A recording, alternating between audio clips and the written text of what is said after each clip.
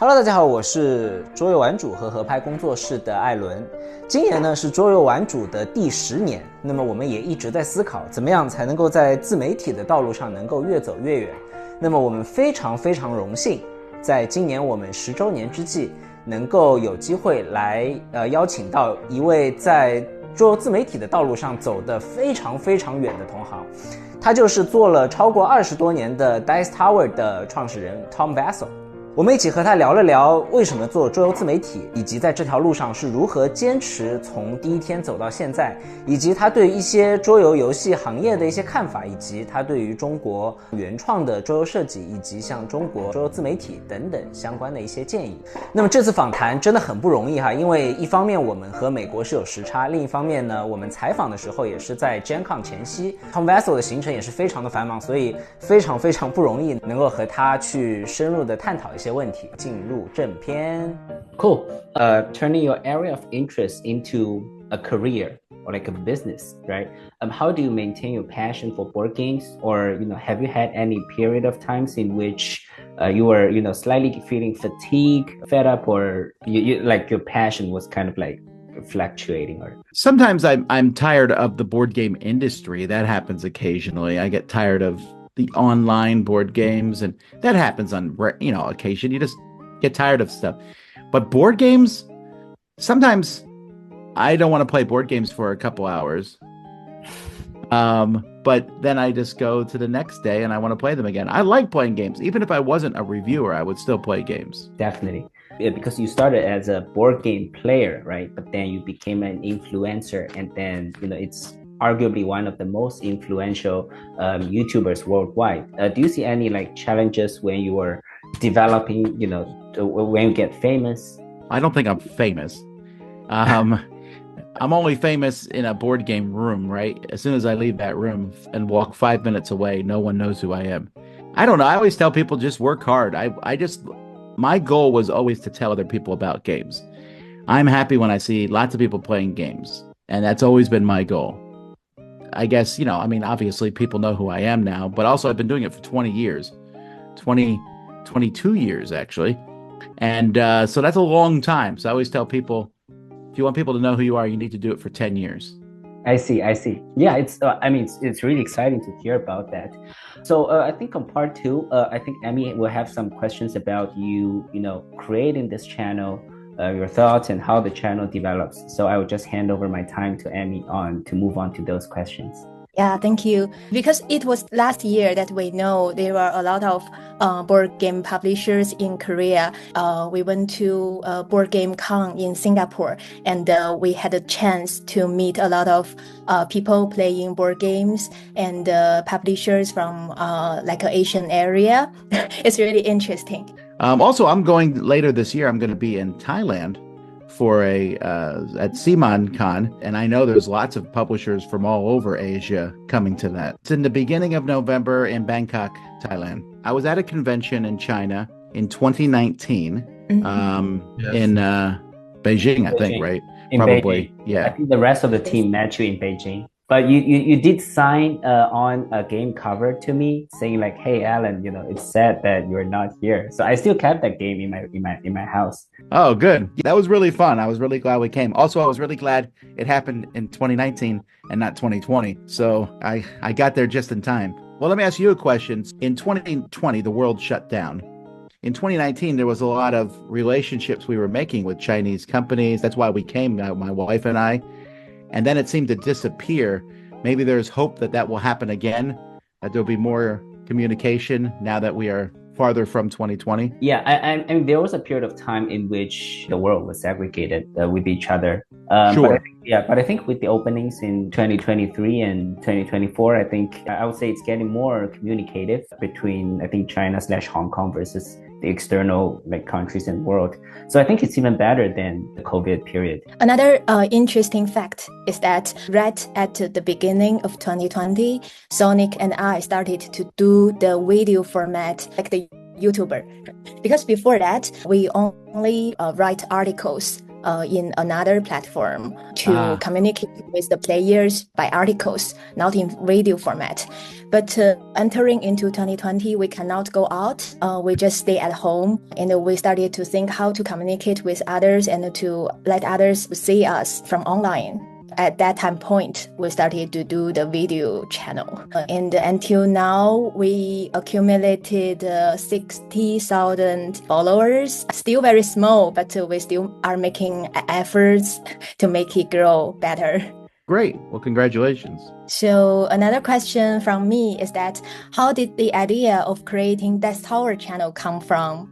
So I first started writing reviews. This was in 2002. And in 2005, I heard a podcast. I had never heard of podcasts before. And I thought, well, that's a neat idea. I don't really like to write, but I do like to talk. So I started the podcast. And then in 2008, I bought a computer that had a camera in it. And I thought I could record a video review. That would be interesting. So that's just how it kind of just each year I think, oh, that's interesting. Let's try that. Sometimes it works. Sometimes it does not. Understand. It's really interesting because 5 to 8 years ago, Sonic also had his own podcast and doing his podcast channels for almost 2 years. I think you should do things because they are fun. Yeah. Yes. So great. Yes. I don't think you should do it. I mean, nowadays I make money, and yes. It is my job. I do it even if I don't like doing it, I will do it, right? But I've always thought that when I had a hobby, I always say I'm going to do it every day, even if I don't feel like it. I'll still try to do it every day, and that after I don't know, I just like doing things like that. It's a really impressive answer. And also curious to know, how did the Death Tower grow to become one of the most influential board game channels worldwide? What's your opinion about that? Well, luck. I think it is mostly luck. One of the reasons is I started at the beginning of YouTube. So I was one of the first board game reviewers. So that's for sure. Then determination. I try to every day have something on my YouTube channel. So I think that helps. And 3, I talk like a normal person. So people like that because I go, it was fun. It was good. I don't know. You know, you talk like that and people listen to you because that's how people talk in real life. They say, did you like that movie? And someone says, yes, it was fun. And so I try to do the same thing and people usually like that. Yeah, I think these are also the answers to my next question. What makes Death Tower stand out from other board game channels? I have to be careful there because I don't want to say negative things about other channels. Everyone does things differently. One thing I have worked hard on is I try to surround myself with a group of people who we all think differently. So they will say different things than I do. And I like that a lot so that we have different ideas and thoughts in the game. And I also like groups and just talking with other people because that's fun. That's always been my goal, is to get lots of different people to talk about board games. And I think that helps us a lot. I also think I have some very excellent reviewers on staff. And we also are one of the few video channels that says this game is terrible. Not many reviewers do that because they are nice. It doesn't feel nice to say negative things. But we also say when we love games, we're like, we love it. So people like that, I guess. We can also learn a lot from your answers and your experience. In recent years, we also have seen a lot of new board game lovers starting their own journey making board game videos. Maybe 5 to 8 years ago, there are only 3 to 5 board game reviewers who are writing articles or started doing videos. But right now, we can see there are thousands of people starting doing this. So what advices do you have for other board game YouTubers, especially in mainland China? And everyone is going to do the same thing. One is, I already said it, you are feeling tired. You're like, I don't feel like doing it today. Do it anyway.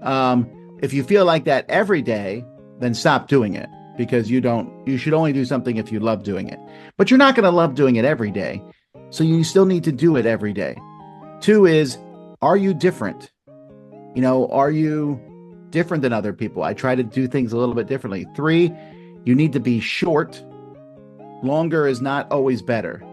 I always say shorter, if possible. And 4, you need to be excited. If it's good, huzzah. If it's bad, you need to show excitement about games because excitement is contagious. People like, oh, wow, I want to know more about this. Impressive answers. Because Sonic is doing his own video all the way by himself. But sometimes I give him suggestions and content topics. So I will hand over the microphone to Sonic. First of all, I can see the pictures on your wall. So is this you in China? Hang on a second. I'm trying to figure out what's behind me. Oh, this is one from Meadow. Oh, and yeah, you're right. I forgot about this one up here. Yeah, that's when we went to the Great Wall. So I told my wife we would be the emperor of China for a day. Very interesting. That is one of the best trips that we ever took was to China. That's cool. Our 20th anniversary. Okay. Wow. And my question is, what's your favorite games? And would you like to share the reasons for loving that games? Well, that's my whole channel is talking about my favorite games. My favorite games are always changing. Right now, I like Ready, Set, Bet a lot because it's a horse racing game and it's just exciting and I can play with 10 people. But I also really like Ark Nova, Building a Zoo, which is a theme I like a lot. But I also like Cosmic Encounter, which is a classic game from 1977.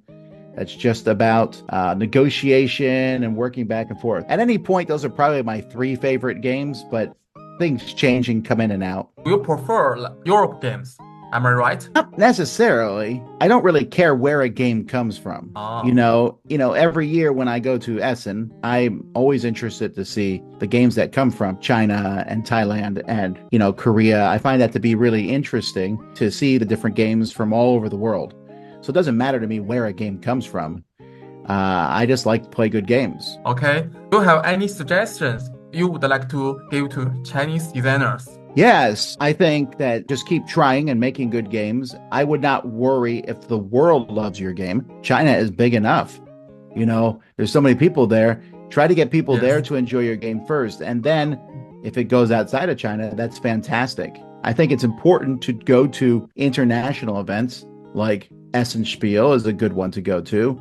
The UK Games Expo, Gen Con in America, or other regional cons, because going to conventions like that brings your games out to a wider world. Every few years, the world finds a new country. So for a while, Japanese games, like everybody goes to Tokyo Game Fair. But in the past couple of years, now Brazil is the popular country to go to. So who knows, maybe in a couple of years, everybody will run to China to get all the hot games from China. Okay, but remember, I was there first. It's very interesting to see that the Japanese designers, they seem to have developed their own thing, their own characteristics. Sure. Like Sashi, and Oink games, right? Smaller box, very simple cards, but very interesting mechanisms behind some of those Japanese games. Remember that for every game that is successful, there is 50 Japanese games that are terrible. I mean, that's just the way it is. Every year I get a whole box from Japan brand of little games, and maybe one of them is really good. And that's okay. When you design games, most of the time, you will fail. That's not a negative thing. I designed a board game, and it sold maybe 6,000 copies. That's only because people knew who I was from reviewing. It is hard to find a massive success. This year at Gen Con next week, we are presenting the Hall of Fame award to Love Letter, which is from Japan. And Love Letter has sold probably over 1 million copies. But remember, the same designer and everything has done many other games that have not been as popular. That's just how it works. Most games will not be very successful. That's okay. You should design games because you love them, not because you want money. If you want money, you should work as a doctor or a lawyer. Yes. It's my turn. As we know, you have played a lot of board games, and you are also an expert in the board game industry. What are the current industry trends in board game industry? Well, I don't know if I'm an expert, but right now, the current trends easily is a nature themes, for sure. Everyone is doing nature. I think Wingspan started it. Cascadia, it seems like every other game coming out is about nature or earth or animals or humans that look like animals. That is the most popular theme. There is a lot of trick-taking games coming out these days. That is just a fad. I'm sure they will go away. My second question is, would the board game industry be challenged by such an irreversible trend of video gaming? Video games do not threaten board games. This threatens board games because people spend their lives on these now. But you know what? I don't think it's a problem. Video games are very popular. People do not realize sometimes that video games are more popular than movies. They're huge, but they're not taking away from board games. They're already winning. Board games are slowly coming back right now because people are tired of always being online. They are looking for something else. Cool. I'm not sure if you have any questions to us. My hope is that in China, we start seeing more conventions and things like that to help grow the community.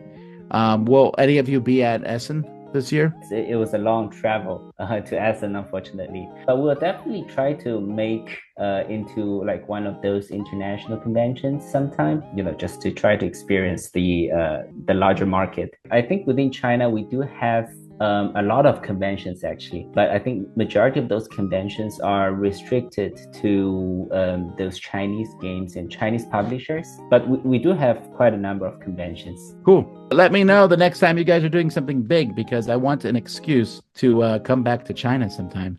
Oh, definitely. Yeah. I like China a lot, especially like Chinese food is amazing. Sonic, if I remember correctly, you played with Tom a Japanese board game about teachers learning Kung Fu. Right? Yes, that was a great game. Master of Respect.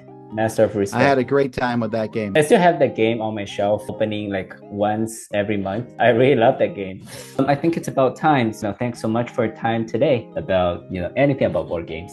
Oh, it's my pleasure. It's a very busy time. I got to get ready for Gen Con now, but I appreciate it. And I hope I'll see you guys at some point in real life. Yep, do let us know once you came to China and, we can find a friend too. Okay. Well, I hope so. We'll see what happens. Yep, sure. Okay, cool. Thank you. Thank you so Thank you all much. very much. I Thank you. appreciate it. Thank you very much. Yeah.